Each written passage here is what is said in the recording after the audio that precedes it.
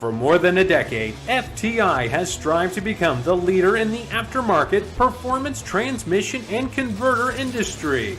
We've joined forces with McLeod Driveline Components under the leadership of Top Fuel Funny Car pilot Paul Lee, and now have a larger distribution network, more resources, and more power. Come see us in the pits and ask how you can join the FTI family. It's not cheating, it is the competitive edge.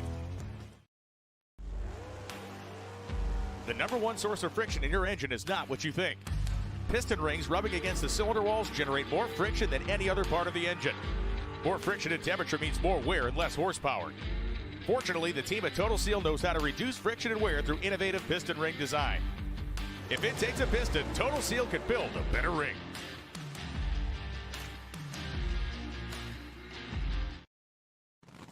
This is WFO Radio.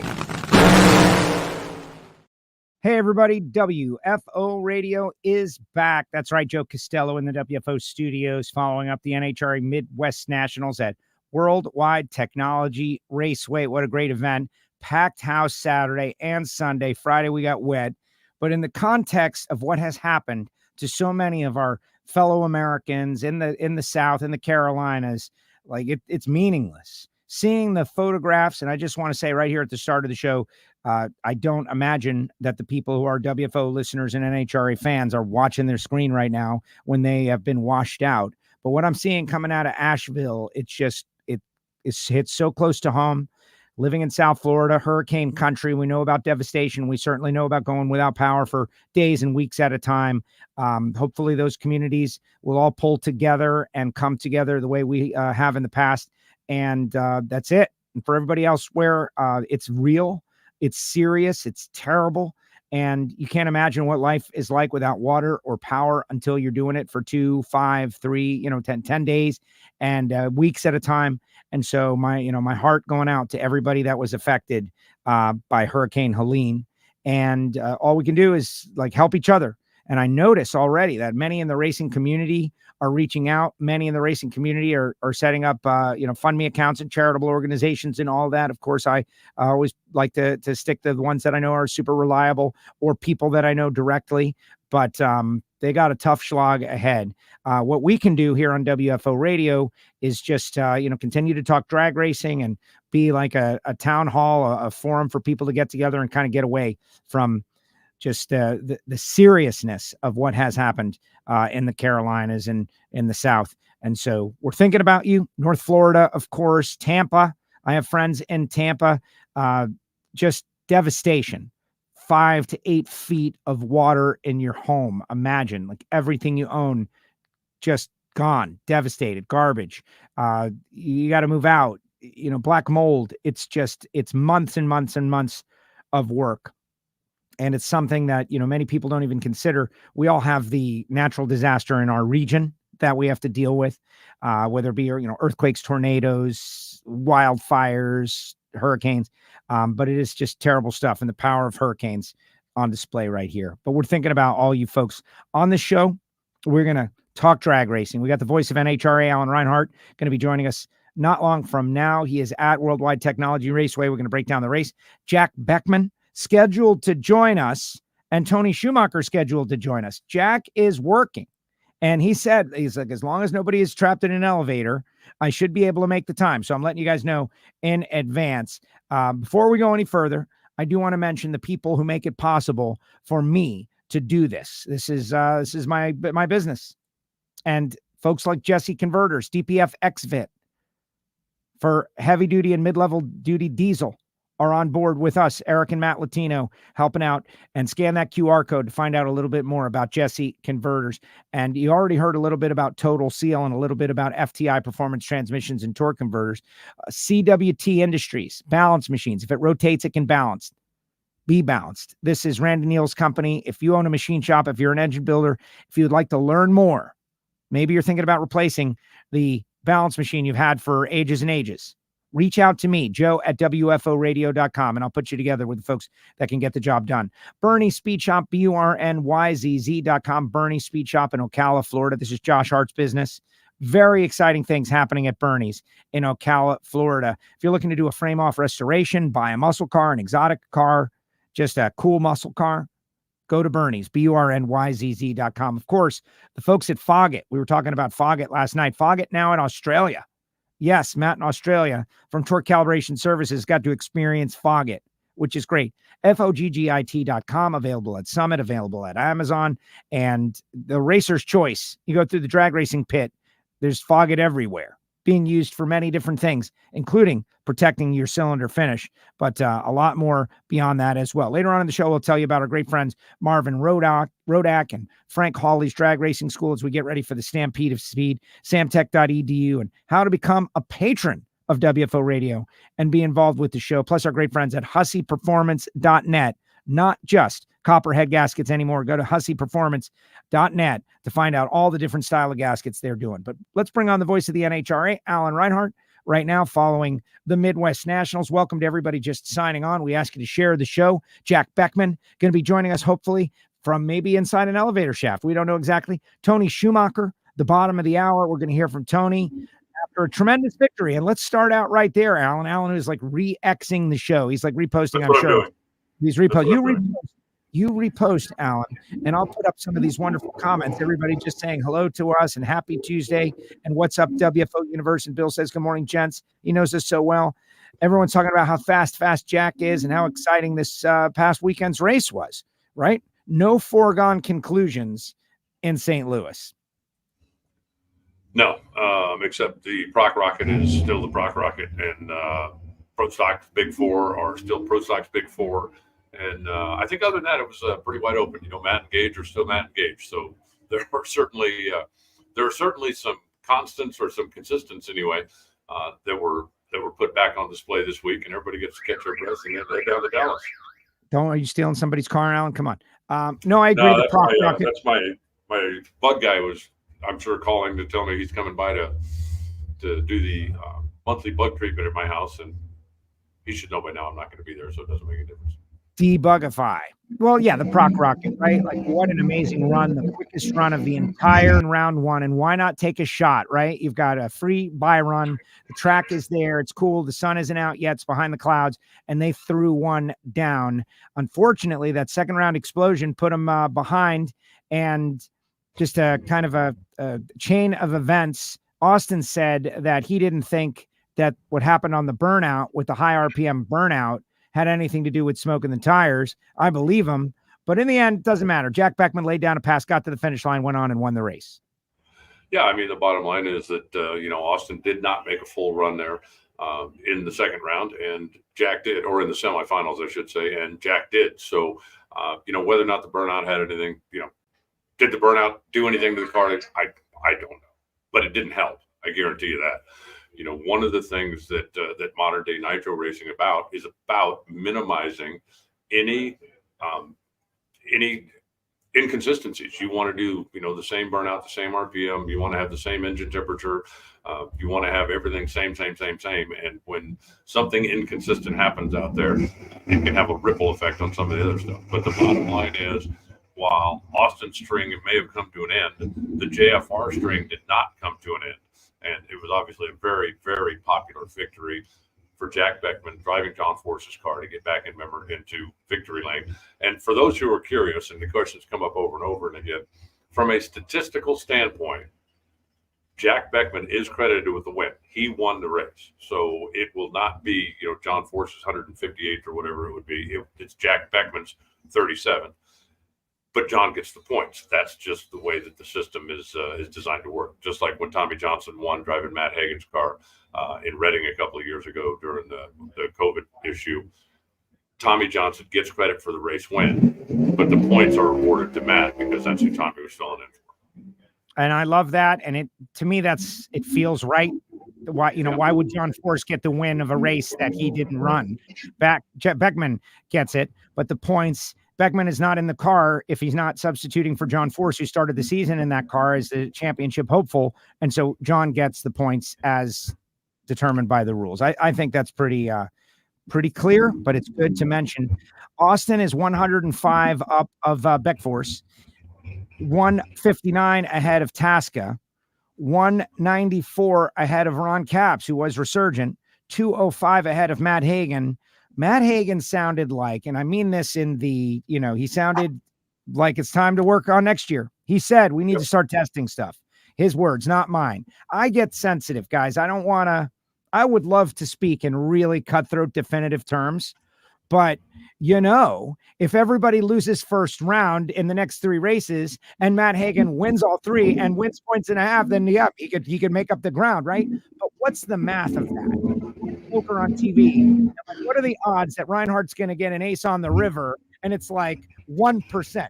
Yes, I guess it could happen, but it's not likely. So Hagan pretty much, JR pulled himself out of the championship hunt last race with his interview, and Hagan pulled himself out of the championship hunt with his interview on this race.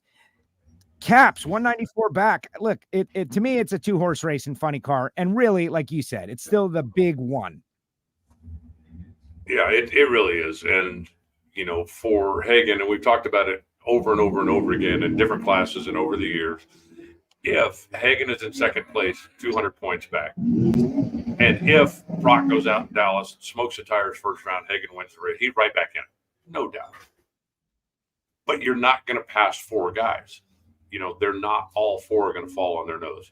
The Jack Beckman car right now is running very well. It's run very well all year. If it hadn't been for Austin, it's kind of like Eddie Krawick last year, right? If it hadn't been for Gage, Eddie would have won 4 or 5 races. Well, Gage was there, so too bad. But the John Force car has been running very well all season long. It obviously still is. The Tasca car is running solid, but just Prock is on a different level right now. And I think, what Matt said, I think was right. And I think he's being just pragmatic about it. He's not a guy that gives up, but he's a guy that understands the reality of the thing. 4 guys in front of him are not going to all fall on their head for 3 races straight to let him back in. It's just not going to happen. Could they rebound and finish 3rd? Yeah. Could they potentially 2nd? Maybe. But I just don't see all 4 of those cars that have been so good most of the year, and Capps, which is coming back to, the consistency we're used to seeing. Those 4 are not going to all go on vacation for 3 consecutive races. Yeah. And I think that's just the math of it all.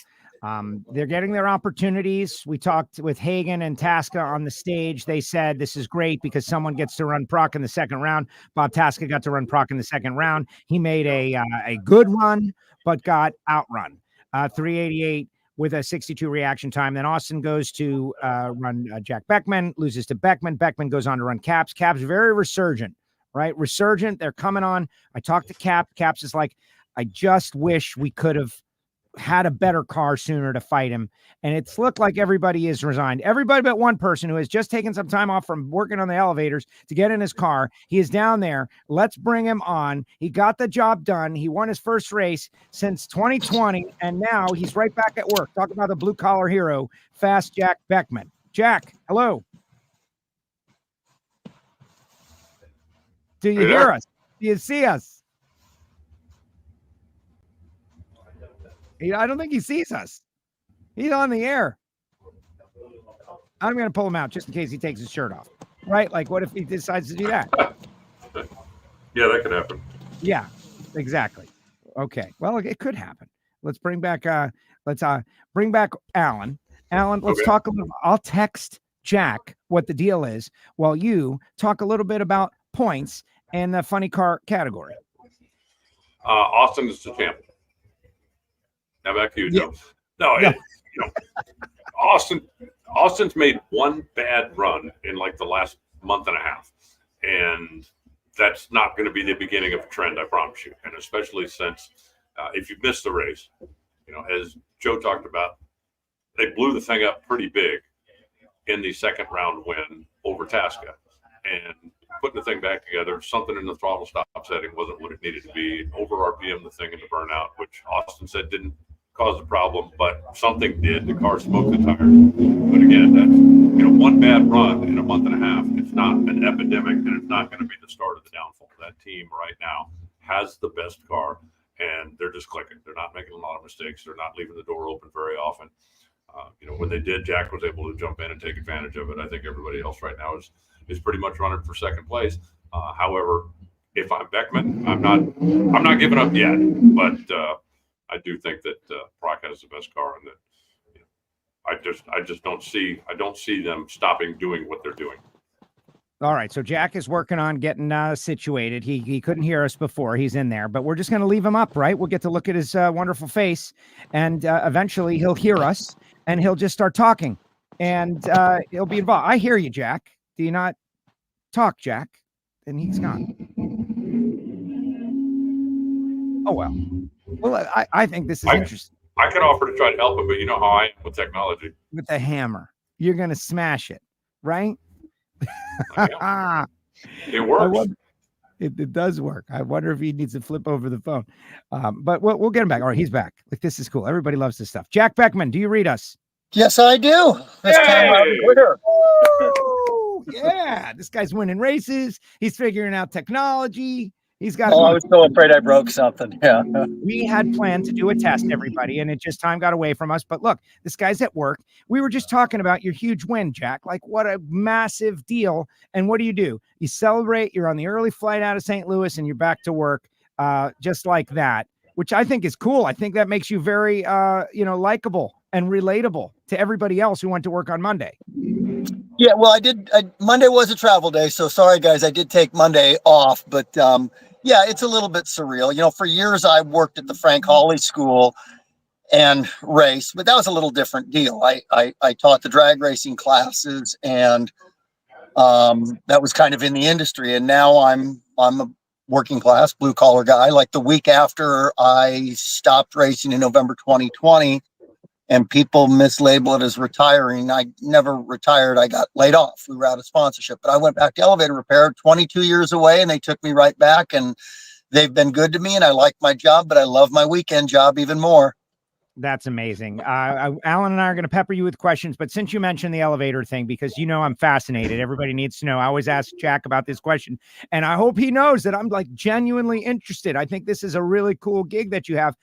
22 years. Were you always keeping up with them? The same management group there? They knew you. It just seems unlikely that the people who hired you 22 years ago would still be there and be like, oh yeah, our buddy Jack Beckman, come on back, Jack. And you slide right back in. That seems amazing. I hired in 88 right out of the Air Force. I was 21 years old. And then I worked till 98, quit that.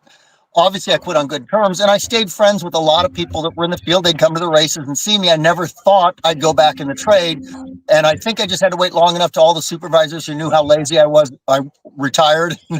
But actually, one of my good friends who we worked in the field together became my supervisor when I got rehired. So it's been a lot of full circle moments for me. I never thought I'd be back in a fuel funny car, and here we go. Excellent. All right. Alan's going to ask you a question later on. I'll tell you about how I hate touch screen elevators. That's a different conversation for a different day. How about I thought Joe was going to ask the elevator question that everybody in the history of the world wants to know. The button that says door closed, does it really hook to anything? Yeah. It's for the firefighters. And actually that button gets worn out because the people really think it shortens the door open time, and it's a self-fulfilling prophecy. If you press it enough times, the doors eventually close. In 95% of the elevators, it is literally only there when the firefighters take control. However, in about 5% of the elevators, it actually will shorten the amount of time the doors stay open. Dude, well, there you have it. This could easily turn. That's all I need to know, Jack. You can go now. That's about all I know, Alan. Elevator Talk with Beckman could be very, very popular, but not as popular as Nitro Funny Car Racing with Jack. Okay, so there's all this John Force and the points and the championship, and I do want to go there, but I want to talk a little bit about you. Like, you get the call, very meaningful. We've heard you talk about that, but now to complete this circuit, right, and score a win for the team, for Tim Fabrizi and Danny Hood and Chris Cunningham, the guys that they were running so well and taken out of the game by the incident. Now the team is right back into it to deliver. You were called and you delivered with a win. It's got to be just a great feeling.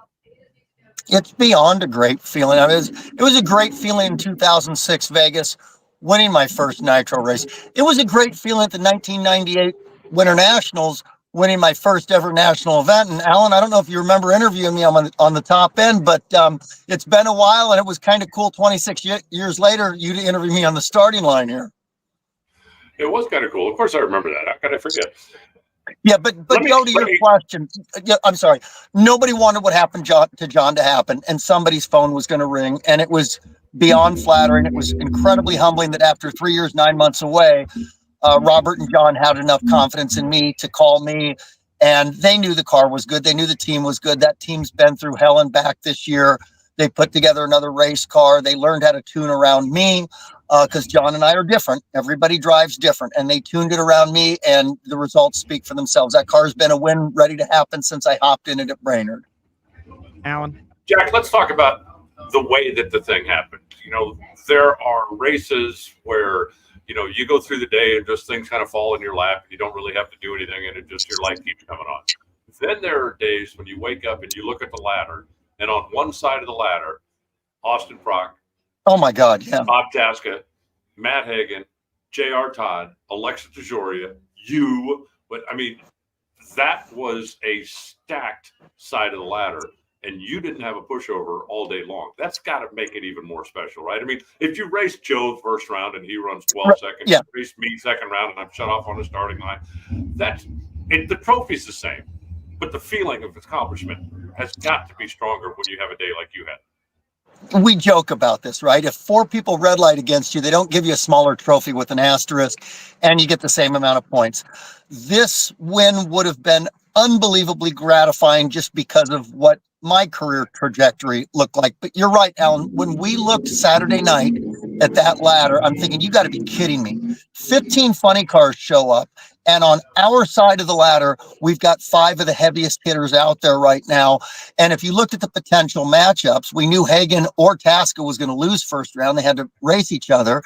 And we knew if things continued, we'd face Tasca or Austin Prock in the semis. So there's the opportunities that you really need to take advantage of to run for the championship. We had 2 other opportunities this year, and Austin Prock stopped us in both of those. Well, I should say Austin and Jimmy Prock and Thomas Prock and the rest of that AAA Cornwall car.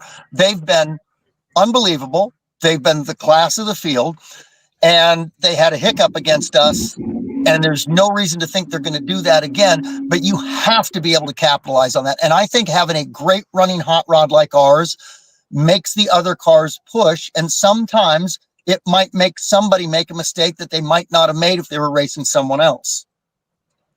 Jack, you said some things in the media center that really triggered me, sparked my interest into you as the person. You're very humble when you speak for so many years, driving for Don Schumacher and all those years in your championship. But this experience that you've gone through, it had to be really tough because you're a qualified driver. You lost your ride because of just the shuffling around of things and COVID and whatever. And then, then you're working on elevators, right? The phone finally rings 4 years later. And you said, everybody's got an ego. And I wonder in those times where you're going to work every day and you were not making those imaginary funny car runs in your head that you told us about, that you were thinking maybe this thing is over and why get ready for something that I'm not doing anymore? Were you I don't know, aggravated? Were you a little, I don't want to use the word bitter. Bitter is wrong. That's not the word, but I want to show these guys. I can't wait till I get the opportunity to show somebody what's up because you're back in the winner's circle now. I kind of want to just take me on that journey a little bit. What it was like being a champion, going back to work, getting the call, winning the race. There has to be a part of you that is I told you. Yeah, that maybe sometimes good does win in the long run. The good guys can triumph. Yeah, I don't want to take life advice from somebody who's won 15 lottos and never had a rough day in their life. I want to take life advice from somebody who is struggling right now and tells everybody, I'm going to keep doing things the right way. I'm going to keep trying to better myself and be good to others. And then I want to talk to that person 2 years later when I see that their actions have paid off.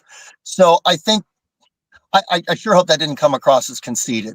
But, going through a divorce, there's a lot of bitterness and resentment and ugliness that comes out in otherwise normal people. And I'm still going through that right now. And I have tried to be a good person, an adult through all of this. And some days it's easier than others. But I had to go back to work. I think the average person might think that we make $500,000 a year driving fuel cars and you can just lay off for a couple years and go hang out at the beach and look for sponsors. It's just not the case. I always mowed my own lawn. I live pretty close to the bone. I've always lived beneath my means, and now more so than ever, going through what I'm going through. So there was a time for the first couple years that I thought, yeah, I think there's a good chance the phone could ring. And bitter is not a terrible word when you use it. When I go to the races at Pomona, I'm still a fan and I still have a lot of friends there, but I also felt a little bit like an outsider. It's very difficult to not feel that way when all your friends are still playing together and the playground gate's locked and you can't get in right then. And, man, I hope that I've always presented myself in an adult-like way on this, but I struggle with that sometimes, just like everybody else does. And I think maybe that's a good message for everybody else, that you look at these folks on TV that are doing their dream, driving a nitro car, getting a paycheck to do it. We're normal people too. You know, there's a lot of struggles we go through, and here I am, I'm fixing elevators today. Because I don't know what's going to happen after the end of this year. I'm just so incredibly lucky to get to fill in for John for 8 races, whether it's 8 races or it goes longer than that. Man, I'm smiling. And I was asked in the press deal that you're referring to about, will this give me a better resume for next year for another fuel team? Well, it sure as hell ain't going to hurt. I'll tell you that. Alan? Well, I don't know that your resume needed shoring up by any means, but it is nice to have your name back out, you know, in the modern way. You know, I think people have a tendency, if they don't see you on a regular basis, to kind of forget that you're still out there and still looking. So I think that, if nothing else, has got to help. I'm curious, have you spoken to John? And if you have, what was that conversation like after the win? Just texts after the win, but I got to see John for the first time since his accident last Tuesday, and that was, God, you hate to overuse idioms. It was a sight for sore eyes, and to see him, to get to talk to him in person is significantly different than talking over the phone. And anybody that knows John knows what a John motivational speech is. You know, come on, kid, drive from the heart. You got this. And to know that we're now 1 and 2 in the John Force Racing funny cars, and have a really good shot of bringing him home a championship and a championship runner-up. Whether that's Austin, then John, or John and then Austin, I don't know. And there's a couple other cars that are going to have a lot to say about that in the next 3 races. I loved when Austin was asked by Amanda, does he think he's going to win the championship? And his response was, the job's not done yet. And that's exactly right. We've got 3 more races where, because of what Prock and company have done, it's going to force anybody else who wants a legitimate shot at that championship to virtually be perfect. There's 12 more rounds out there. Because Pomona's 1.5 points, it's going to skew the points a little bit for that race. But man, you might have to win out. Like if you make the final round and Prock's sitting next to you, if you win, you only gain 20 points on him. And that math doesn't work out for anybody out there except for Austin Prock. Yeah. I don't know if you saw or if it came out on the Fox show, but I noticed it. Normally I shoot a video of the starting line, but Austin Prock was right in the middle of the scrum celebrating your victory. And I thought to myself, and I expected it, but to see it, and I'm looking at his face, you know, like there's the, yeah, good job. And then there's the genuine, like, yeah, we won. And it looked like a we won to me. And I thought that was pretty cool. Austin has been nothing but helpful. And I hope that he and Brittany think the same of me when they do well. Brittany and Austin both came into the winner's circle there. And I hadn't experienced that at DSR. They're big organizations that were run slightly different. Each had their own great aspects of their personalities. Forces is more like a family deal. And to have Brittany have a rough day and to have Austin go through a rough patch there, but to have both of them come over and be genuinely excited for what we did for Brittany's dad and Austin's boss is phenomenal. To have Robert Height so supportive and genuinely happy for us, it's fantastic. I tell you what, it really makes you want to do it again. There it is. Alan, final question for Jack Beckman so we can go back to work. Jack, I know that when you went into Brainerd and in Indy, you felt a little bit like, I don't know if outsider's the right term or not, but even the fact that when you walk up to that trailer that says John Force and realize that, yeah, that's the car I'm driving, that's your comfort level as far as now being a member of the team instead of being kind of the outsider that's just filling in for a couple of races? everybody on the Peak Blue Death car, every member of that Chevy Camaro has been just fantastic to me. And I think a lot of that comes from past relationships. I've known Fabrizi. I worked for Chris Cunningham. I've worked with Sterling Van Dusen, who does the clutch. He and I go back to Top Alcohol Dragster days more than 20 years ago. And a lot of the other guys, since I'm outgoing, whenever we race somebody, I go wish their crew good luck. So a lot of them had seen that I was a straight shooter there. They have been amazing. If I have any requests, they are right there. They are so supportive. And I don't know if I'm keeping that seat warm for John, or maybe this is going to turn into something else, but I am just going to thoroughly enjoy the 8 races we've got, and that's down to 3 now. But we've already crossed off that one, which is win a race. And I knew we were capable of winning multiple races. I hope we're able to achieve more wins than this. But there is nothing that makes a team as cohesive as standing there in the winner's circle taking those pictures. I don't care how good you've done it. I don't care what showed up on the scoreboard. I don't care how many great ET slips you have. Holding the trophy at the end of race day is the thing that really solidifies a team. Amazing. Jack, we appreciate you making the time right in the middle of your day. I'm super excited for you, this whole journey that you're on. And it has been a lot of fun to watch, and it's not over. 3 races to go. Anything's possible. You're, you guys are Beck Force. You're the combination of John Force and Jack Beckman together, earning points for the championship. We thank you for making the time for WFO Radio. Congratulations on this win. And, anything's possible. Good luck. Oh, I appreciate you guys. I appreciate all the fans out there. It's been overwhelming. Thanks, gentlemen. Thank you very much, Jack. Jack Beckman with us here on WFO Radio. There he goes. And just emotional. I feel the emotion there. Well, that's something that I think, Jack needed, I think, to prove for himself. And that's something that the team needed to prove that we can still do this. We can still get it done. They came out, they've been running obviously very well, but knowing you can do it and doing it are 2 different things. How many times have we talked about that, right? Once you've proven that you can do it, no matter how much you believed it, you knew it, once you've proven you can do it, that's a different thing. And they have now proven it. All right, let's bring on the other of our race winners in the Nitro ranks. Joining us now, 88 wins, 8 championships, 88 wins. He's right back in the championship fight, Tony Schumacher. Tony, congratulations. Thank you. It was a heck of a weekend, man, to say the least. Yeah. I thought you were going to play the guitar for us, man. I saw you with a guitar over there for a second. What was that all about? Stage, man. I was backstage just getting warmed up, All right. Well, he was. I'm looking at him down there. I was like, this guy's got an acoustic guitar. Does he have a victory song or something? But hey, you guys are right back in the middle of it now. Tremendous step forward.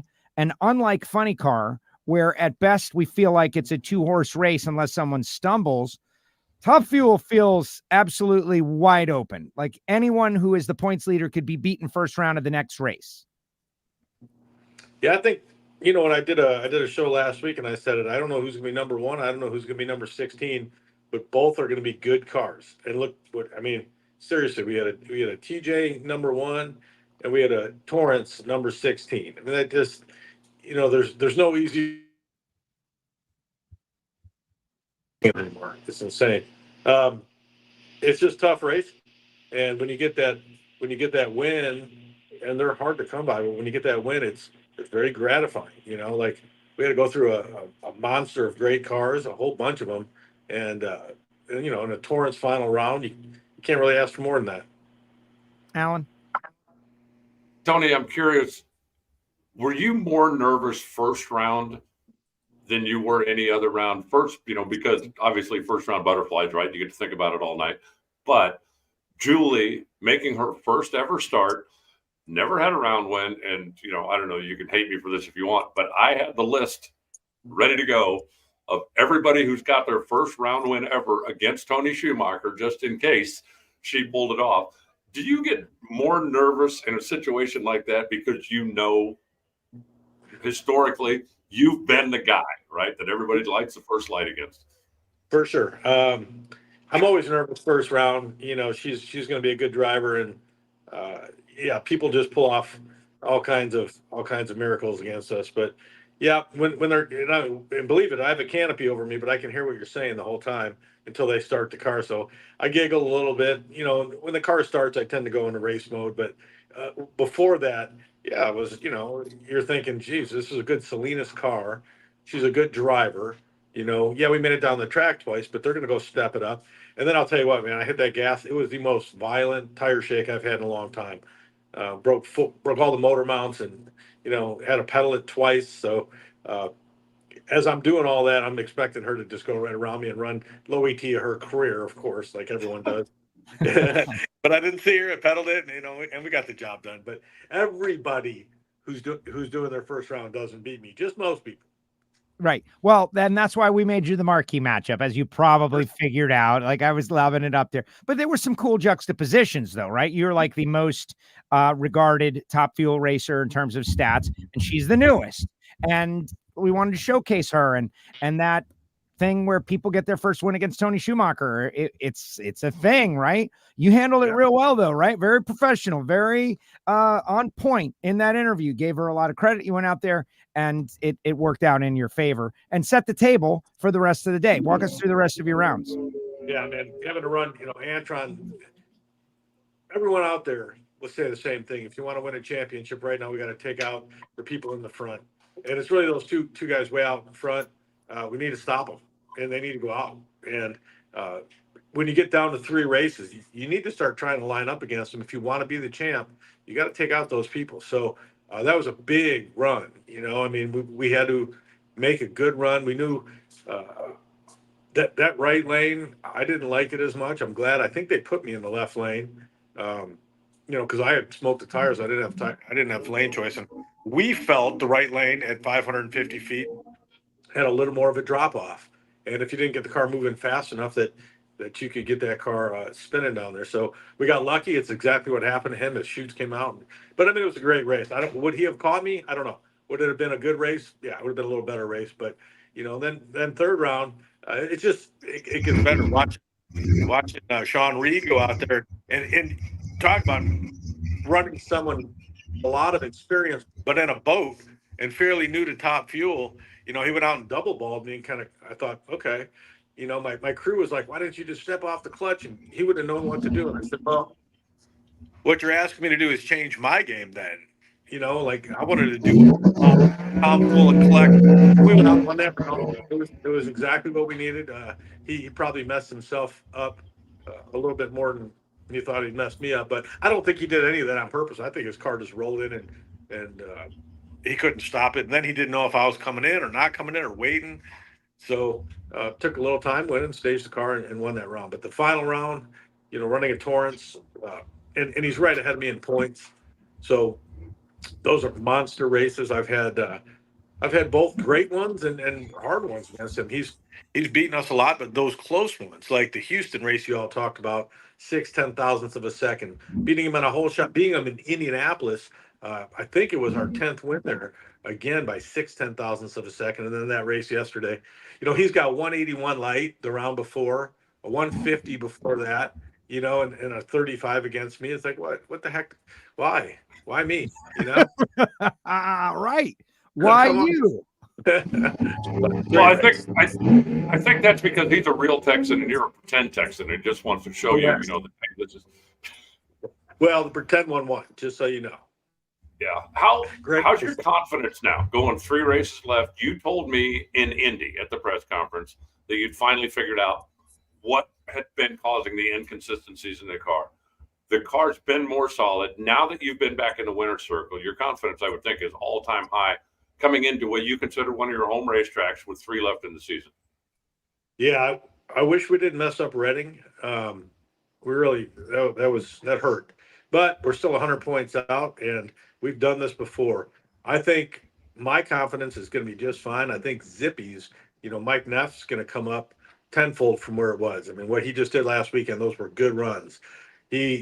Not only were they good runs, but he was announcing to me what we were going to run, before they ran. And I think that's cool when a crew chief can say, look, this is what it's going to do. We got a handle on it.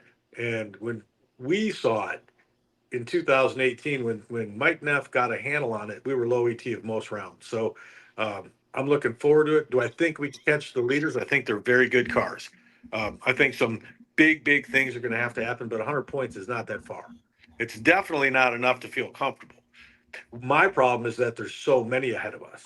You know, it's hard. It's easy to go, well, we got one guy out there. We got an Austin Prock out there. He's 100 points ahead. Everyone's going to shoot for him and try to knock him down. There's 5 people ahead of me. We got to knock them all off. So I can't control all of that. I hope it falls into the way we want it to be designed. And I hope, like I've always done, that it comes down to me having to do something at the end, not me having to sit back and watch someone lose, you know, if we're going to go for that championship. But it'd be cool to see Joe Maynard get his first championship. You know, he's spent some money. He's put a lot of effort into the sport, and it'd be really neat to watch it happen. Yeah, I agree. On that note, I want to ask you a little bit about Zippy, but I also want to ask you about having a team car. I know you got to run, so we're going to tighten it up here. But Mike Neff, his whole body language is different. The way he is walking around is different. You guys won a race earlier this year. You put down some good performances. You got to some finals. But when I talked to him on the starting line, you could see he was like, yeah, it's running good, but it's like, you know, and now there's clarity. He's like, it's almost as if his whole demeanor is different. And I'm expecting it's because he now understands what was up with the car. Does that make sense? Absolutely. And, you know, again, I don't talk about what happened, what was wrong with the car, but it was a big deal. And because it was a big deal, he can sit back and go, okay, I'm not an idiot, because he was starting to beat himself up. And you know, you start second guessing when you're making decisions. Mike Neff is one of the best 5 minutes before the run guys there are. Walk up, evaluate the track, reach in, turn the knobs. He's as best as anyone I've seen do that. Equal with, you know, an AJ and Alan Johnson. And to have that kind of a talent is special. But when you're turning the knobs and it's doing exactly opposite or random things, you know, for years, it starts to take its toll on you. So, yeah, what he found, what the team found, what they put together now is a whole different car. Again, we got 3 races to go. We're going to make them a great 3 races. We're going to enjoy the heck out of it. Do we have enough time to get things done? I don't know. Alan, final question for Tony. I'm guessing, Tony, what all you really want is to go into Pomona with a chance, right? I mean, we've seen over the years go into Pomona with a chance. And so you've got 2 races to get yourself close enough that points and a half really means something. Yeah, for sure. I remember I've had some great moments there, and I've had some pretty funny ones too. I'll tell you a quick little story. Me and Antron, the year he won his first championship, we were doing the pit walk together, and he's, you know, good friends and total mutual respect. And he goes, "Oh, Big Daddy, what do you think is going to happen?" I said, "Well, I know what's going to happen. You're going to smoke the tires and win the race." And I said, "Well, we've all seen the Titanic, man. Every time we watch it, we're like, there's an iceberg, go around it, but they always hit it." And I'm joking, and we're walking, and he goes out, smokes the tires, and, you know, has to watch me go and go right to the finals. And then, you know, Brandon cuts, I don't know, 23 light against me or some crazy number, right? Beats me on a whole shot. I have a good 50 light, you know, proud as best I can be, run low ET the weekend, lose a championship. And I thought to myself, that one's painful, but it would have been more painful for Antron, for him to have to sit back there and watch, because it did come down to that last run, but they had run so darn good all year and done so many great things. For it to come down to that one stupid thing, I think they had a fuel line come off the car, you know, burned his hands up. It's like I could hear him screaming from the finish line. He was a happy camper there. That was amazing. That was an amazing moment. Historic NHRA moment. You've been a part of so many of them. Tony, I you know, we can talk about the team car at a later date. I know you got to run. Any final thoughts for the audience out there as you get ready for the final 3 races, starting off with the Fall National Stampede of Speed at the Texas Motorplex? Yeah, man, I parked my bus there already. I'm looking forward to getting down there. The Myers have always been awesome. You know, they built the first super stadium that we've ever had. And, I'm looking forward to getting there. So I'm going to actually go in there Friday or Saturday this week. They have concerts. They run cars down the track. For all the people that can't make it next weekend, you know, it's great to go out there and have a good time. For the people that have never been to a race, it's kind of a little teaser to go out and see what a fuel car sounds like. Can't wait. And this is a big, huge race coming up. Lots of friends and lots of family coming, and look forward to it. It's also where I got my first win. Tremendous. Tony, thank you so much. Appreciate you. Congratulations on your win. 88 on your career. Closing in on that 100. That's something we might be talking about like next year or the year after. Hasn't ever happened before. You'd be the first. Certainly be wild to see you do it. Congratulations. Thanks for joining us. There he goes. Tony Schumacher with us here on WFO Radio. What about that, Alan? No top fuel racer has ever closed in on 100. That would be pretty crazy. Yeah, I actually mentioned that Sunday during the event here when Tony won. And, obviously, Forrest done it in funny car, and obviously Greg has done it in pro stock. There's nobody on a pro stock motorcycle active right now that's really even close, right? And we're not going to be talking about that. Even if it's Gage, we're still not going to be talking about that for another 6 or 7 years. So, but Tony's got an opportunity to be the first one to ever do it in a top fuel car, and he's really the only one that's got it within striking distance right now. So, assuming that, he stays healthy and the team stays, then I don't see any reason why he wouldn't do it in the next 2 or 3 years. That would be great. Yeah. And I appreciate Joe Maynard and the investment they put in that team. Let's look at the point standings for top fuel, where Antron leads by 34 over Justin. Sean Langdon is 60 back in third. Doug Coletta, 87 back in fourth. I would have said, and I think I did say publicly, as just like earlier, right? I don't like to ever bury anybody in the points because anything can happen. But when Doug lost first round to Sean, that's it for those guys, right? Nope.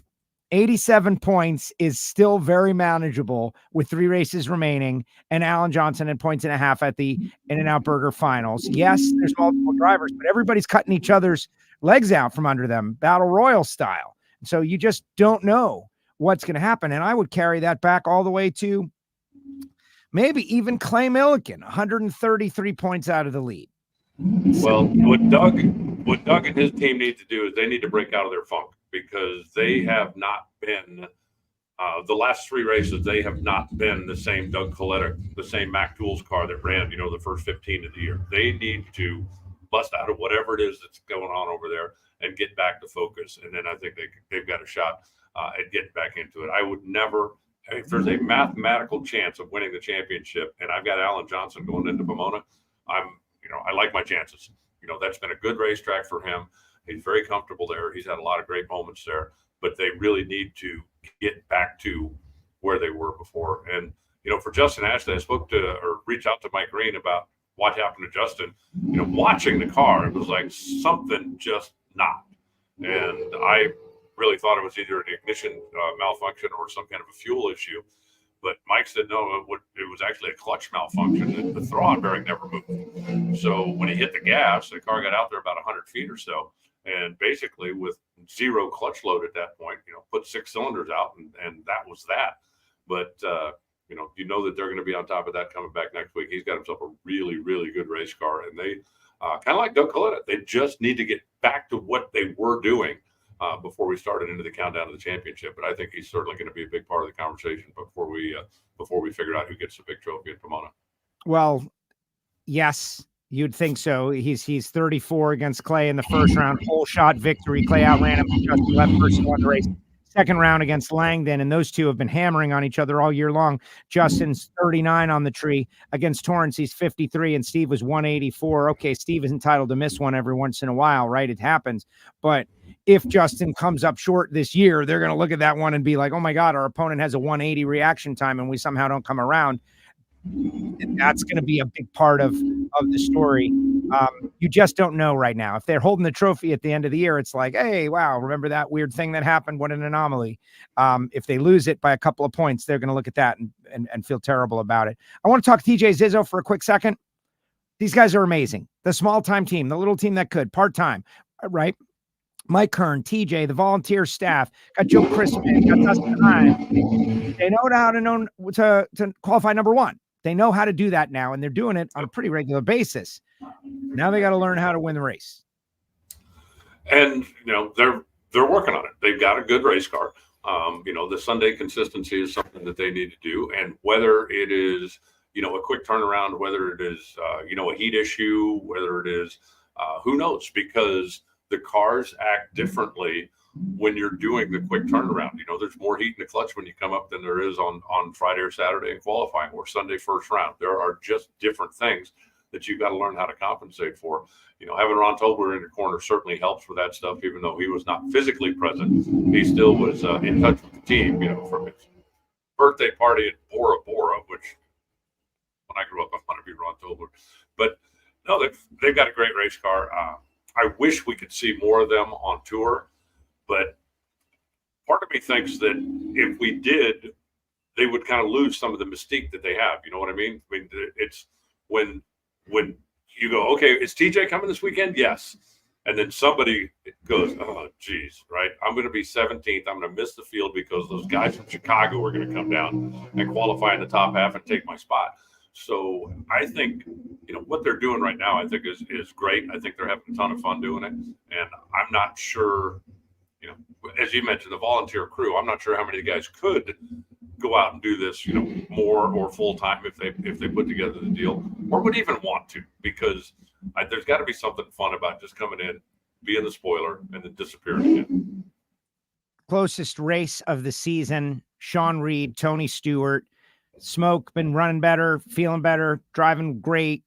Just racing gods telling him no, against Sean Reed, who had been told no a lot by the racing gods over the course of a great season. We've spoken with him a couple of times, and they've done nothing like really wrong, right? He's just getting beaten on tough runs. And he told me at the start of the weekend, kind of one of his home tracks, as you had mentioned on the mic, that trying to elevate, like, all right, we're here now you got to push further. And Wendland was motivating him on his lights, and he's motivating Wendland, and they went out and they did it by 1/10,000th of 1 second. Like that, the luck bank payoff is 1/10 thou, and they had a good race.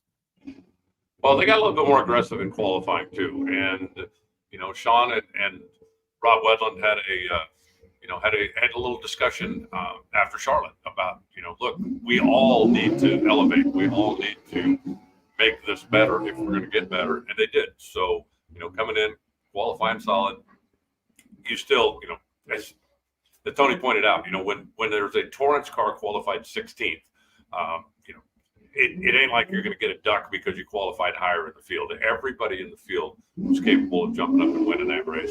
But when you qualify in the top half of the field, I do think it gives you a little bit more confidence. Whether you're driver, whether you're tuner, whether you're whoever, when you pull up the start line and look at, okay, that might be a championship caliber team. That might be a championship caliber driver. But you know what? We outran them yesterday. And all we have to do is outrun them again today. And, it ended up being a tremendous race if you're Sean Reed and a heartbreaking race if you're Tony Stewart. But that's, we saw a 1 thou margin of victory. We saw a 1/10 thou margin of victory. We saw great racing. And I think it bears pointing out, too, that there was a pretty big investment made by Curtis Francois, the guy who owns this place, to repave the track from the concrete to the finish line, brand new pavement. And a lot of times you come in, new asphalt. It could be, a little green, a little iffy, well, we had cloud cover, which certainly helped, but we had a good, even, fair racetrack. Both lanes you were capable of running good in, as we saw all weekend long, and as we saw with great side-by-side racing. All right, let's talk pro stock. Yes, Mr. Francois. Every time we go there's an investment. That's all I ask, right? Every track operator out there, it's just as simple as that. Like one investment every single time we come. And in 10 years, the sport will be in a great spot. And they've got more coming, which is awesome. Awesome to hear. That track continues to evolve, and the fans always pack the place, and they're so friendly, and they're all like, keep up with the sport too. They watch on NHRA TV and they watch WFO. So many people are coming up saying what's up about WFO and thanking us for the show. I always love that. Let's talk to the pro stock fans out there. Dallas Glenn, Aaron Stanfield, the final four, Erica, Greg, Aaron, and Dallas. They're the top four in points. But the top two, like these young guns now that we've been hyping for a couple of years, it looks like, and I'm not counting the red car out, and I'm not counting Greg out, but these two young men who have come up very similarly to each other and have such a great mutual respect, it looks like it's turning into Dallas versus Aaron for the championship. Well, that's certainly what it's been the last few events anyhow. And, I was kind of joking with Dallas at the end of the racetrack after qualifying, and he screwed up because, the number 4 qualifiers won the last 3 races. And I don't know, a bunch of them this year. But number 4 seems to be the magic place in qualifying. And he qualified second. And when he made the run, and Dallas ran very early in the session, he came down, he looked at the deal, and he said, okay, well, she's going to move around me. he should step up, and he's just going to work out perfectly. I'm going to be 4. And it ended up not happening that way. Aaron Stanfield was in the 4 spot, but those two, worked their way through. The only thing that disappointed me about the ladder, and especially with the big 4, is I really like it better when the KB and elite cars run in the semis, right? I want it to be Erica and Greg on one side and Aaron and Dallas on the other, or I just want it to be a KB car against an elite car. I, hate when you got the 2 KBs on one side, the 2 elites on the other side, because then you don't have that big marquee matchup, the big rivalry matchup until the final round. I'd much rather see the rivals go at it in the semis. And then in Alan's little perfect fantasy world, I want one of each to make it to the final. So we've got that rivalry going again. But the way it worked out this week, Aaron took on Erica and got the better of her when she wadded the tires up, and Dallas took on Greg and outran him. So those two end up in the final again. The final 4, the worst reaction time was at 29. They're on a mission, and we'll see where it is. But point standings wise, it's 31 between Dallas and Aaron. Aaron is 31 back, then 90 back to Erica, and 116 back to Greg. So that's kind of exactly what we're talking about. Like maybe Dallas will go out, but Aaron and Dallas are going to go out, right? Like that's what's going to be tough. But 3 races to go. Like I always say, I never count out the red car. Greg Anderson is determined, but if it were to become Dallas and Aaron, I think there's something for everybody there, right? Like all these people have been saying, well, it's the same people every year. And it's like, well, it ain't the same people every year. You got 2 young racers, both vying for their first world championship. And they're both the old school racer that everybody wants to go back to, the Warren Johnsons and the Bob Gliddens. Isn't this exactly that? I mean, for gosh sakes, Dallas drives the rig. He drives the rig there, and he's running for a world championship. I don't know when the last time, maybe it was last couple of years, I don't know, that the guy that drives the semi is the guy who won the world championship. You probably have that stat. I don't. No, I don't. It hasn't happened in a while. I can promise you that. But both of them are driving with a very high level of confidence right now. And both of them have teams that are just not making mistakes. They pull up to the starting line. They've got a good car under them. They know they've got a good car under them. All they've got to do is concentrate on doing the job that they need to do. And both of them, as I said, driving right now with a very high rate of confidence. And I really believe that the champion will be one of those 2. Am I going to fall out of my chair if Erica jumps up? No, absolutely not. As you said, you just never count her out. As good as she's been over the years, as much as she's won, I feel the same way about Greg. If he did it, it wouldn't I wouldn't faint.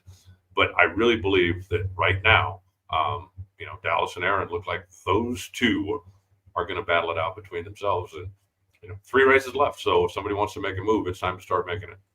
Time to start making it. That is right. And, if there's something to be said, they say it on the track and go out and win the next couple races, and you'll be right in the conversation. Sean has a quick question. Might as well ask it. He wants to know if pro stock teams bring backup cars like the fuel teams do.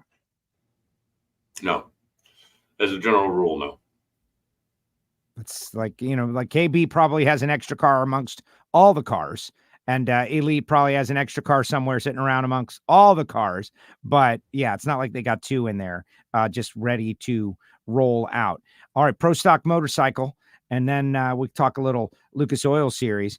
But it was a big storyline that it was the first time in a calendar year that Gage Herrera had not led the points.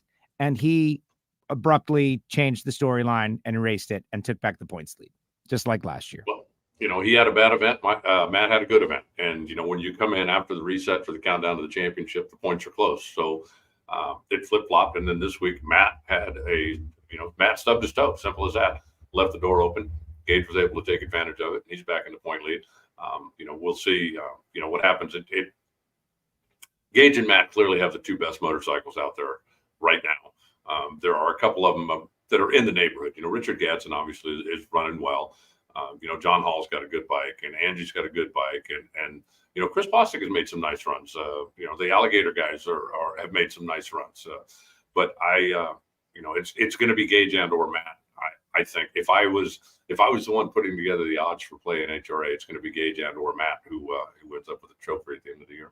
Yes, but we don't know. Like I couldn't handicap it. You'd think Gage is the favorite. Gage is favored, but not by a ton. I think they have closed the parity gap. Matt doesn't think so. Matt thinks the Vance and Hines bikes still have something that they can turn on when they need to. But what we've seen on the racetrack is it's going either way.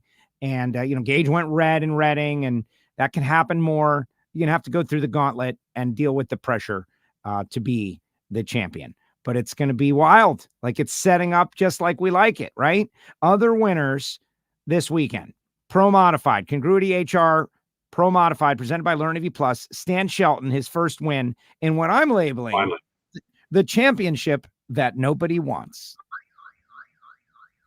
Because everybody that's in contention for the championship finds a way to either lose first round, top 3 in points, lost first round in Charlotte. Ken Cortuccio, DNQ in Worldwide Technology Raceway. Like, it's brutal for the points leader, the championship that nobody wants. It is. And, nobody's been able to put together just a consistent run over the course of, most of the season. It's been, the competition level is so high and the car count is so high, right? You can't come in here thinking to yourself, we're going to experiment a little bit here in qualifying because we need to figure something out for race day. Because if you come in and do that, you're going to end up being a spectator on race day. So that's made it very, very difficult. And, and again, nobody has taken clear control. So it's really fun to watch because it's just such a wide open affair. I still think, if in Alan's little fantasy world again, we need a turbo car or two to come out here and just bring that power adder back. But no, it's been very fun to watch because it is just so wide open as far as the competition goes right now. Super intense, super fun. And Stan Shelton, he's behind the scenes sponsoring the events and working so hard with Culp Lumber. And it was great to see him get a win. Comp Eliminator was Ryan Warder. Jimmy Hidalgo won Super Stock. Stock Eliminator was Ross Pondville. Is that right? Or is that flipped? Allison Pros and Super Comp. That was a big deal. Allison Pros, the 101st female winner. And she said on the stage, she reminded me, and it all like, she goes, the last time I was here, I was on my roll cage in the lights. And now I come back and I win the race. Like moments like that. Wow. What she went through, pulling in the gate, going out there, pulling those belts tight, going down the racetrack to light the scoreboard and hold the Wally at the end of the day, become part of drag racing history, the 101st different female winner. Like, hats off to Allison. Tremendous. Yeah, it was cool. And, the Honey Creek team, they travel with a lot of race cars. They've got, very, very nice equipment and very first-class stuff. And they always run hard and run solid out here. It was great to see Allison join her dad as a national event winner and, to come back and conquer a place. It's kind of like Angie coming back here on Pro Stock Motorcycle. After she'd made a couple of runs down the racetrack, she said that demon was finally behind her after last year here when she crashed. Yes. Well, and the first couple of runs, she was, acknowledging that she was still feeling it a little bit. Yeah, it was Jimmy and Super Stock, Ross and Stock Eliminator. Ross was amazing on stage. He was not looking at anything but the trophy. He was looking at the Wally. And I'm standing there like, wow, this is what the Wally is. Like, this guy can't stop looking at it. He's like, this is mine. I can't believe it. This is mine. This is mine. It was just so cool to see. What a great moment. Jim Glenn, top dragster. Chris Whitfield, Super Gas. Cowboy, Mark Powick wins the race, wins the FlexJet Factory Stock Showdown. If I wasn't headed to Dallas in like 12 hours, we are definitely going to connect with Mark Powick about his world championship. But I don't know about you, but for this guy who raced so many years in pro stock, came back with this in mind, fought for it, and won it, I'm very happy for the man. Well, yeah, and it was a pretty emotional day. Being the final event for the FlexJet Factory Stock Showdown, we got into the semifinals. There were 3 drivers still alive in the points, and all 3 of them controlled their own destiny. If any of those 3 would have been the one to win the race, they would have won the championship. And actually, Stephen Bell got beat on his side of the ladder. Then that left it down to the other 2. And when Mark won the semifinals, he didn't have to win the race to win the championship, but he did have his destiny in his own hands. And that made him the champ. So, congratulations to him. I think it's interesting, the second Dodge to win And if you remember, the first Dodge was one of the Don Schumacher factory house cars. That was when Leah won the championship a few years back, driving her drag pack. So I think there's kind of a little bit of a full circle thing there as well. Yes. Yeah, no, good for the Dodges, the Don Schumacher tribute car, just a lot of stuff. And Aaron Stanfield wins in Factory X, and we didn't get a chance to talk with Aaron because he was going to get ready for the Pro Stock final, trying to double up once again. But Aaron Stanfield having a tremendous year in 2 categories. Any final thoughts as we move on from Worldwide Technology Raceway on the national event level? There's a reason you're there, and anywhere in the region should listen up. Is today just a test? Tell us a little bit about the sound effects we're hearing. Yes, today is test and tune. We actually start tomorrow. It's going to be a double divisional. There is also a regional event that's going to be contested here. We'll have the alcohol cars here over the weekend.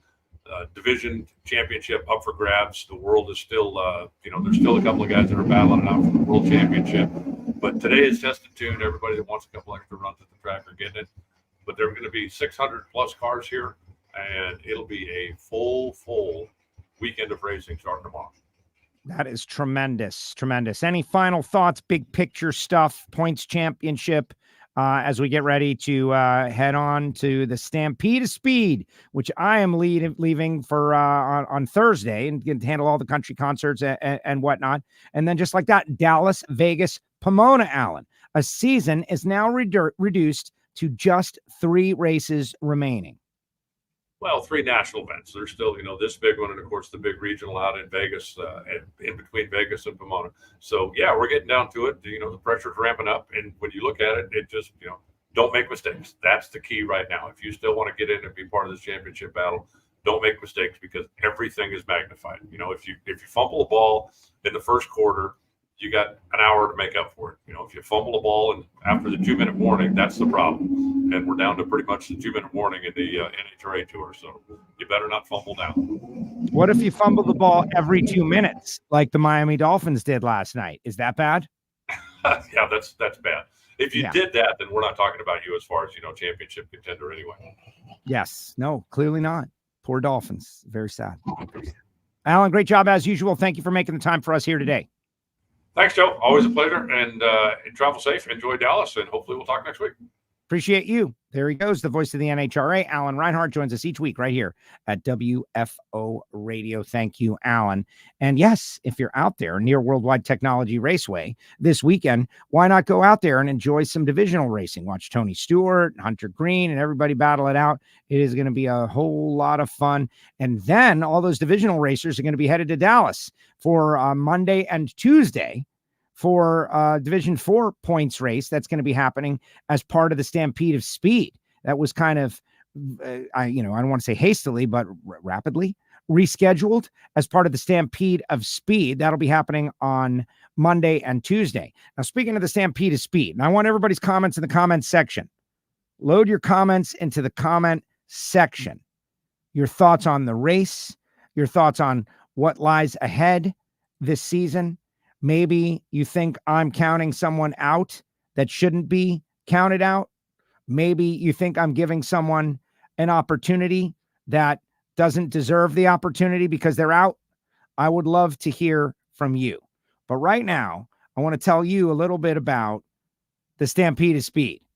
Because if you're anywhere near Dallas, if you're in Texas, if you have friends that are in the area, if you're one of those people who is not afraid to just pack a bag, jump a flight, and go do something special, this has become my, yearly journey.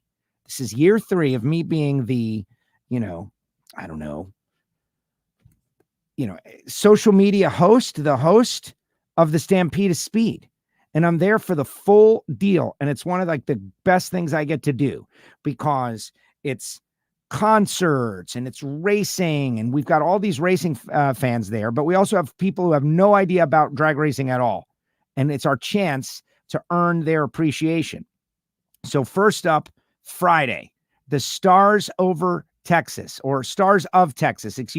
Music Festival. This is Friday. Wade Bowen, Randall King, Roger Krieger, and Clayton Mullen going to be out there on Friday.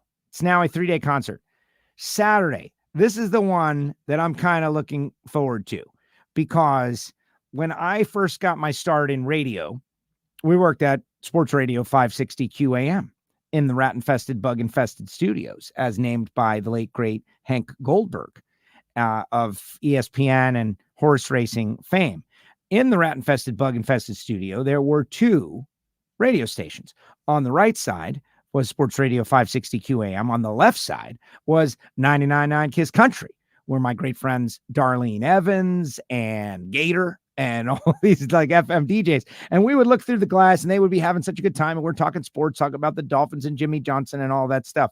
But because of that, I kind of became a fan. This is happening like 1996 to 1999, right? I became somewhat a fan of 90s country. And so on Saturday, you've got, Little Texas, Neil McCoy, Shenandoah, and Tracy Lawrence. They signed that last year. Tracy Lawrence going to be a big part. I like Tracy Lawrence. I thought, like, man, this is going to be great. And then Sunday, you've got, George Burge, the Eli Young Band, and Lady A.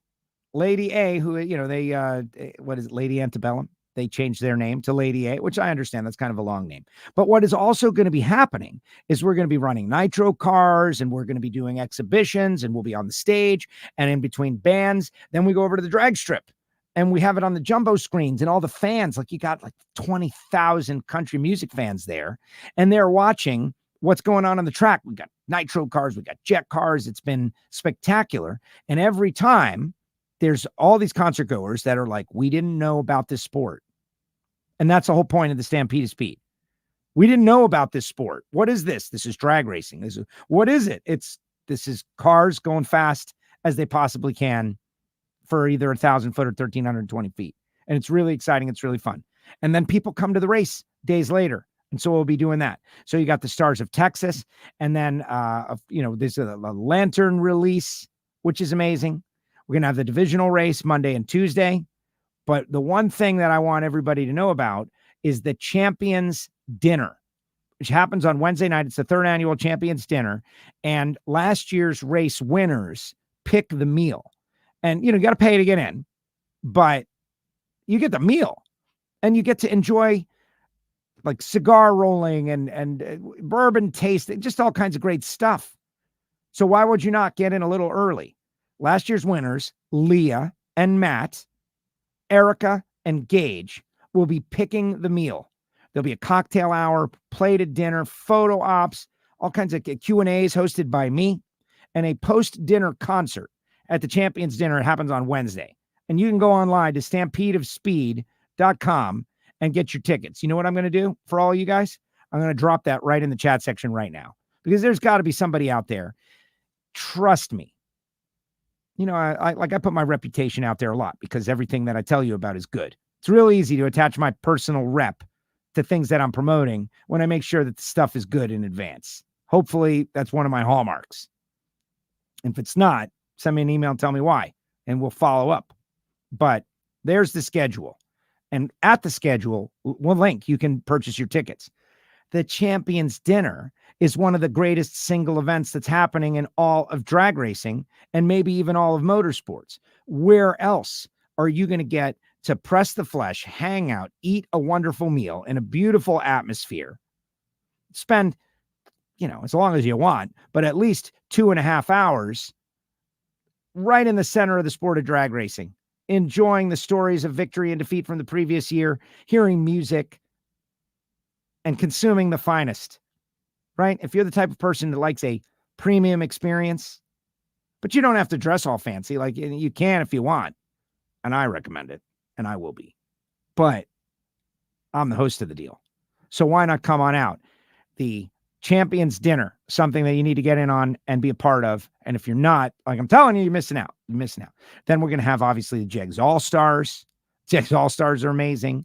And then the Battle of the Saddle, the huge bonus fund for Friday night at the Texas Motorplex.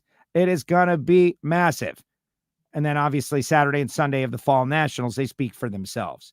So go online, hit that link that I sent you, and get your tickets for the Texas Motorplex. My bucket list for the NHRA is Vegas for 4 wide and the Texas race and then Pomona. Yeah. Champions Dinner, best thing ever. It is. It's the best thing ever. All right, let me tell you about a couple of my sponsors, the people who make it possible for me to go WFO, and then we'll get back into your comments. I want to see your comments in the comment section, like who's out, who's in, who's got a shot, who made you angry. Someone who never makes you angry is Marvin Rodak, Rodak'sCoffeeandGrills.com. Sportsman Racers, Lucas Oil Racers, anybody going down there, if you would like to order some Rodak's coffee and just pick it up while you're there, call Marvin right now, 817-924-6821. Marvin's going to the racetrack and his shop is in Fort Worth.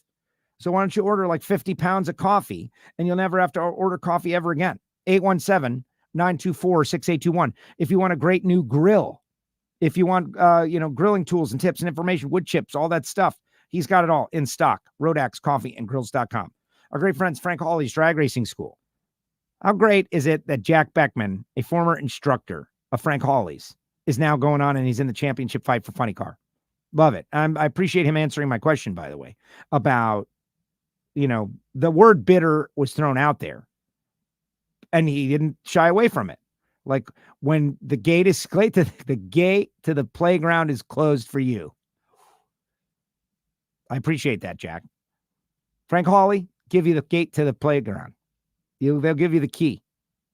It's called the Dragster Adventure. You can drive a dragster. It makes a great Christmas gift. I say it every year. Hopefully, some of my audience is taking me up on this and using this as a Christmas gift, maybe even for yourselves. The Dragster Adventure, FrankHawley.com. Shout out to our wonderful friends at samtech.edu. The future of motorsports and drag racing and machining and everything is coming through the machinists at Samtech. Foggit. Get yourself a can of Foggit for your house. Available at Summit. Available at Foggit.com. Available at Amazon. Get yourself a can of this fogging oil to protect the inside of your high-performance racing engine, to use as a lubricant for your sliding glass door. Whatever you want to do it. It's more about supporting WFO. But if you've got a race car, my gosh, you got to do it. You got to do it. Bernie Speed Shop, 100,000 square feet. Bernie's up there in Ocala, Florida.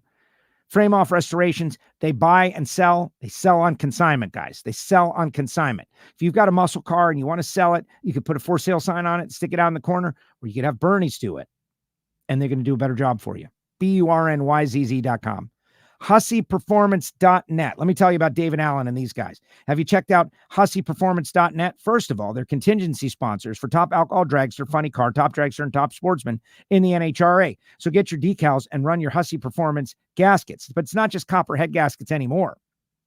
Oil pan, valve cover, header gaskets, etc. They work strategically with USA-based material manufacturers to source material to hold up to the highest of tolerances. The guys at Hussey Performance are doing a great job. And if you want to get a hold of them, I'll give you David Allen's phone number right now. 724-318-8292. They're changing the game. They started out as quality hot copper head gaskets used by many of the top teams out there. And now they're expanding.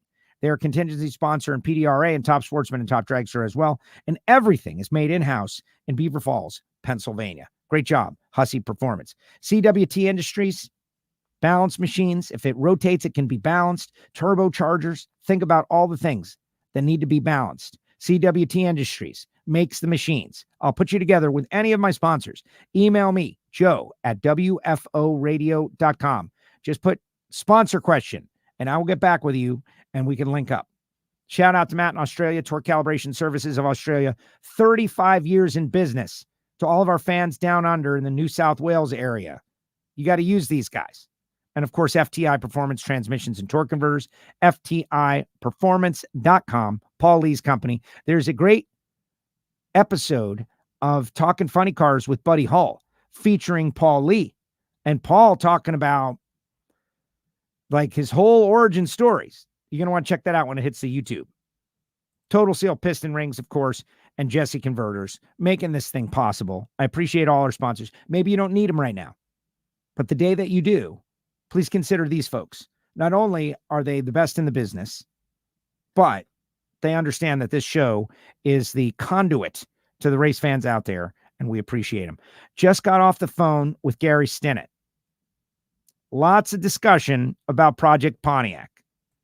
The new goal is for the Project Pontiac engine to be in the Foggett booth at PRI. Talk about ramping up the stress. Project Pontiac, the engine. So now, like, it was going to be a racy engine, and now it's got to be like a fancy engine, which it was going to be a fancy engine from jump. But how exciting is that? So it's going to make it a little tougher to get Project Pontiac, but now we know if Project Pontiac engine is going to be in the Foggett booth at PRI, everybody better make a plan, come by and see it. That's for certain. Merch on sale, Morris Motorsports stuff discounted, 35% off. Everything is 35% off, or was. Hit the link. It's right there in the chat section. But get yourself some WFO gear. I think it makes a great gift. And we are still working on the Project Pontiac stuff. In the meantime, we got wide F and open hoodies, and we got the Miami Hollywood gear, which everyone loves so much. Our best-selling gear, the retro Miami Hollywood Speedway t-shirts. And people from around the country and around the world are representing Miami Hollywood Speedway with these shirts. And it's awesome. I feel very proud that we were able to do that. But get yourself some WFO gear as we extend. And then there's the classic one, available only at Hot Rod Randy's Horsepower headquarters. And they're selling them for $10, which is just crazy. $10. Way to go, Randy. Thank you so much, Randy Lynn, trying to get the word of WFO out there. And look at Kevin Skinner in the Black Hammer. Says it brought him luck to win the U.S. Nationals, and Bo has won 3 U.S. Nationals wearing the shirt. So, you know, why would you want to spend $10 on a shirt that gives people luck to win the U.S. Nationals? Why would you do that? What kind of person would do that? All right, let's see what everybody's got to say. JP, our engine out of the dragster, will be at the Maxima Racing Oils booth at PRI. All right, we're going on an engine tour. We'll do like, okay, coming up on your left in the Foggett booth is the Project Pontiac, and coming up on the right in the Maxima Racing Oils booth is JP Gutierrez's alcohol engine. I like that. Let's see. Frisky. Great show today, as always. Thank you, Joe and guests. Jack Beckman, Tony Schumacher. And that's what WFO Radio is all about. Oh, look at these guys. JP, HusseyPerformance.net customers. And you're getting an endorsement from JP Gutierrez. Thank you very much, JP, for piling on there. Now, David came on board with WFO years ago when we were audio only. And now we're back video. They got a new product. They're going other types of gaskets, not just copper. We're telling the tale. Scott Purley thinks Hector Arana Jr. is going to make some noise in Pro Stock Motorcycle. I think Hector Arana could make some noise in Pro Stock Motorcycle.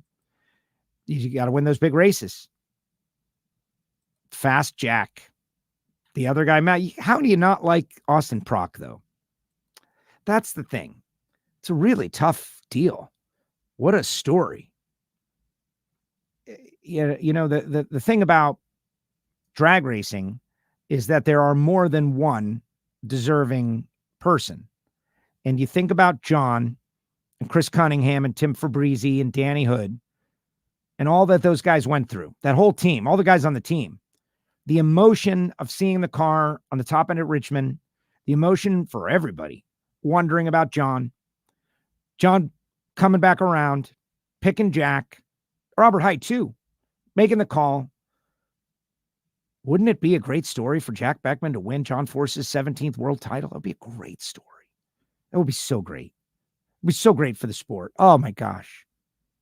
That's the story, right? Is it? Jimmy Prock, Austin Prock, Thomas Prock, racing together as a family all season long on a mission, dominating the season, winning everything. Austin Prock, bringing it to a next level. People really want to see them come up short again, a third consecutive season by just a couple of points, even if it's to their team car. Like, what have they done to deserve that heartbreak? What have they done to deserve to feel the burn and the sting of losing another championship? I don't know, man. They deserve it. They deserve it so far, but that's not how it works. You got to go out there and do it. You got to go out there and take it. You got to go out there like it's not about deserve. It's about who does and who does not. And so as much as they have, like Austin said it best, job's not done. And for those that don't know, normally I do the Joe's Eye View, but I did not do that today because we had so much going on. But maybe in the future, Austin Prock was absolutely genuine in his happiness for John Force's car with Jack Beckman winning to win that race. You know, I am a student of body language. I like to watch people and try to determine what they're thinking. Absolutely. I admit it. What are they thinking? What would I be thinking? Would I be happy? Would I not? Like, I wonder, just wondering. Student of people, studying people, thinking about people. And it was very obvious that Austin Prock was very happy that that car won the race. Fired up.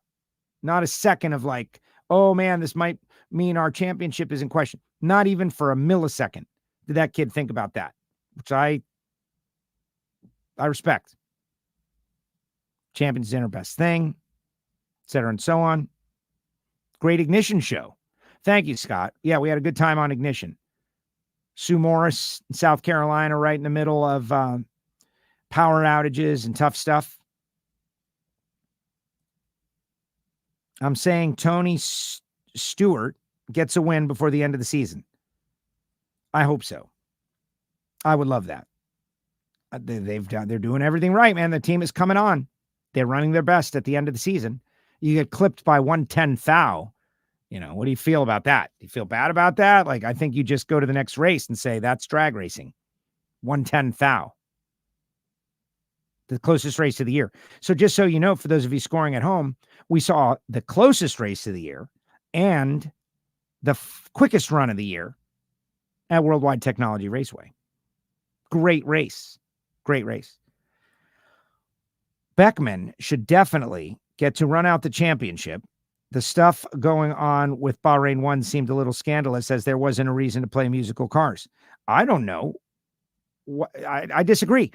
Why would Khaled Al-Belushi break a rear end on the starting line when he's the points leader? If you're trying to orchestrate it, Justin Bond loses to Khaled, and Khaled goes on and wins the race and extends his points lead and is in great shape. So I don't think so, unless, you know, like they had a plan and the rear end or the problem in the car decided against it. But I'm not going to question their motive. And looking at the point standings, which I have right here, Khaled's the leader by 12 over Justin Bond. Jordan Lazick, what is that, 24 back. So, you know, you got the top three are all Bahrain 1 cars right there. But they're all close. Jordan Lazick could win the title. Justin Bond could win the title. Khaled could win the title. Ken Cortuccio right in the middle of it. In fact, Pro Modified still very open. What a great year it has been for Pro Mod. It's been an amazing season of Pro Modified. Thanks, Leah. Lee, appreciate you. And everybody else out there. Another one in the books. This is the final show of the week for WFO. The Ignition podcast is available. Audio only. A lot of fun watching the Dolphins. Oh my gosh, what an abomination. A stench of cow manure looms over this performance by the Dolphins. Now, that's not me. That's a quote by the late, great Jim Mad Dog Mandich from Michigan, who was our play-by-play voice for so many years. Mad Dog, we did talk radio with Mad Dog for years at WQAM and listened to him on our local radio as the Dolphins play-by-play a color voice. And that was one of the things he would say. A stench of cow manure looms over this performance by the Dolphins. Not the kind of thing that you can borrow and use in the world of drag racing. I don't think I would get very far out of the tower if I said that the stench of cow manure loomed over someone's performance at the track. That would probably get me in trouble. You never know, though. Fans love to forget people fix races in all motorsports. Just the nature of it all. Well, and that's why Formula One made it legal. When you run the process, the flow chart, if you were second place in a championship to your team car, and you will both together win more money than you've ever won for your entire team and enough to keep your team going for a couple of years, but you defeat your team car and lose the championship to someone else, would you really do that? And the answer is no, you wouldn't. No way. I don't think. And that's why Formula One made it legal. Now, it is different when there's like multiple drivers doing it, which I hope the way things are looking this year, I don't see that on the radar. honestly, the way it's all playing out, I feel like we're going to avoid that here in 2024. All right, guys, WFO, appreciate you. Send me an email, hit me up on social. See you next week. Dallas, Big D.